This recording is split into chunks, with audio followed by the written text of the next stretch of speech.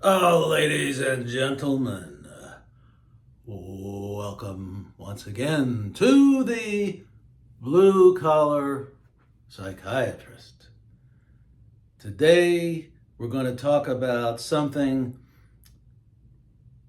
that I think is very important in the way you conduct your life and how you relate to others. The title is The More Garbage You Accept, the More You Will Get. Now, what do we mean by this? It means, let's rephrase it. We teach others how to treat us by the way we act and by the way we respond. For example, if you have a, quote, friend who abuses your time, then is that person really a friend? What if you say to the person, you agree that you're going to meet at a certain place, could be a restaurant, it could be a movie, could be an athletic event, could be anything. And you have seen that over time, he's always late. He's always late. You say you'll meet him for dinner at 6:30. He shows up at 7:15. Well, at 7:15, there's always a line to get in and you have to have a longer wait. On top of that, he is not being honest with you in terms of when he can make it there. He always seems to misjudge when he can arrive and then tells you he's going to arrive at a certain time and shows up much later, if at all. This is a situation that cannot be tolerated. If he's a good friend, you're going to have to sit down with him and say, hey, listen, Joe, I really value our friendship, but you got to be better on keeping your time because we get into problems when you don't show up on time. And he may be upset when you tell him that, but you just have to reassure him that it's just a minor thing. Even though it's a little bit more than minor, you want to reassure him that the friendship is not on the brink at the current time. But you also have to give a suggestion that you can't tolerate this anymore, this type of behavior anymore, showing up very late to an appointment that you have to meet for whatever reason you're going to meet. It could happen on a job. You could have a very abusive boss. Now, you can't sit down with the boss and say, I can't take this abuse, but you might ask around. I would ask around to other people there. Let's say if a lot of people have quit, you might ask some of the people who are still there, why did this person quit? Why did that person quit? And the other people will say, well, can't you see why? Who can get along with his boss? Now you know it's not just you, that it's the boss who has the problem, but he is sending that problem in a way up onto you, pushing it onto you to make your life miserable. That's not acceptable. That's accepting the crumbs of life. Remember, we don't accept the crumbs of life. You might have to get busy and think about where else you might want to work. And obviously you'd want to find out what the pay is at the other place and compare it to what you're paying now. Is the, quote, abuse worth, let's say, a much higher salary? Now that can be a decision. You might be able to work out something with the boss, changing the hours or doing something a little bit different. However, I would not hang my hat on that because the boss remains the boss. And if he has no insight into his behavior and how he's chasing people off, then it's not going to go anywhere. But you might consider that, depending on who the boss is. You'll have a better feeling for the boss than I would, obviously, because I'm not there.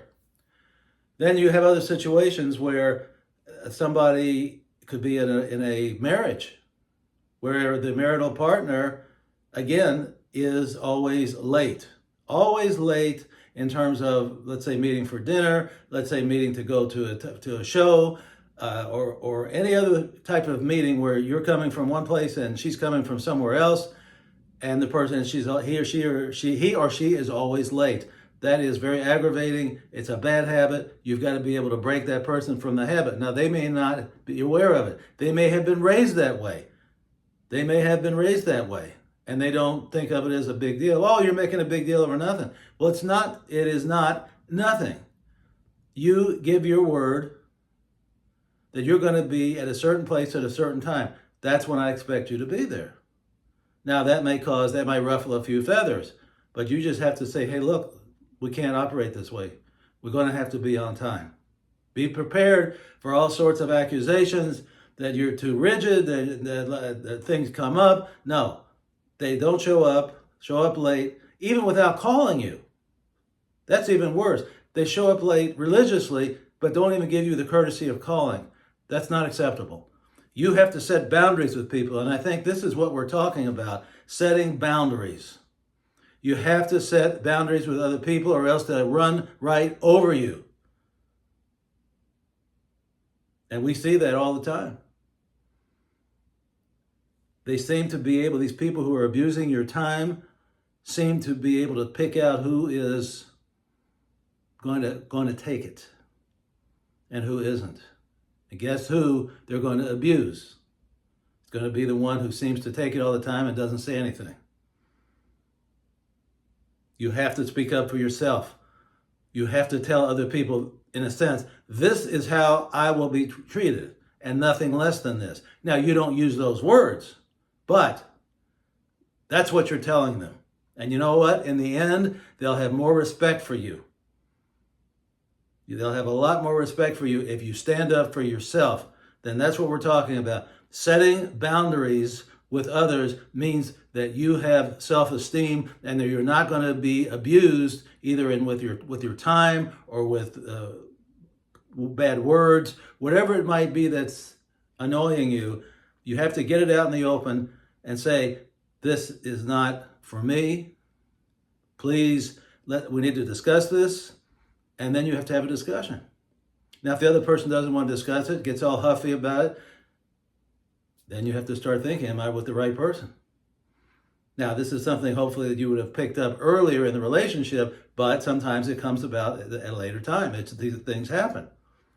But the bottom line is this: you've got to stand up for yourself. You've got to be assertive. You've got to say enough is enough. You've got to tell other people, this is how I will be treated, and I will not be abused in any way, shape, or form.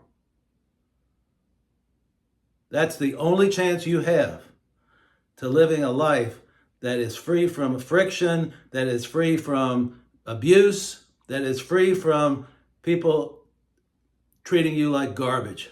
And that's what they're doing. And if you accept it, then you deserve it. You have to stand up for yourself. Period. End of story. Or else you're setting yourself up for a very, very difficult life